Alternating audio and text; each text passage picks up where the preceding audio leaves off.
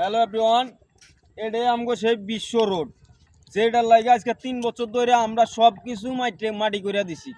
আমরা হাঁটতে পারতেছি না রোডে, মানে যে অবস্থা রোডটা কি সুন্দর ভিআইপি রোড বানাই দিছে, একটা গাড়ি চলার মতো কোনো ব্যবস্থা নাই।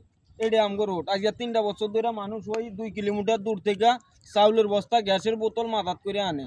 এই এলাকার মানুষগুলা এই এলাকার 5,000 মানুষ আছে, একদম 7 নং ওয়ার্ডের থেকে শুরু করে এই একে লাস্ট মাথা পর্যন্ত আপনার 5,000 মানুষ আছে। এই 5,000 মানুষের এই ভোগান্তিটা, এখানে নাই কোনো একটা ভালো রোড।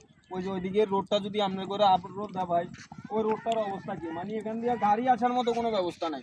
রোডটার পরিস্থিতি এতটা খারাপ করছে, মানে একটা যাতায়াতের ব্যবস্থা করে দিত যদি, তাইলে মনে করেন যে এলাকার মানুষগুলা একটা গাড়ি আইতে পারতো। কত বিয়ের এখানকার আরেকটা মূল্যবান একটা কথা হইলো যে এই এলাকার যদি কোনো বিয়ে হয় তাহলে বউ এখান থেকে হাঁটায় নিতে হয়, একদম 1 কিলোমিটার হাঁটায় নিতে হয়। এখানে গাড়ি আসার মতো কোনো ব্যবস্থা নাই। এটা হইলো আমগো এলাকার পরিস্থিতি। এই যে এই কোম্পানিটা কি কোম্পানি জানি, ওই কামনা কোম্পানি। এই কামনা কোম্পানির মানে যে কাজগুলা করতেছে এলাকা, মানে এই যে আমগো 3 বছর ধরে এই যে ভোগান্তির ভিতরে রাখছে, এটার জন্য যদি আপনাদের কিছু করার থাকে তাহলে অবশ্যই করবেন। আমরা আর পারতেছি না, এই এলাকা ছাইরা দেওয়ার উদ্দেশ্য হয়ে গেছে এখন আমগো।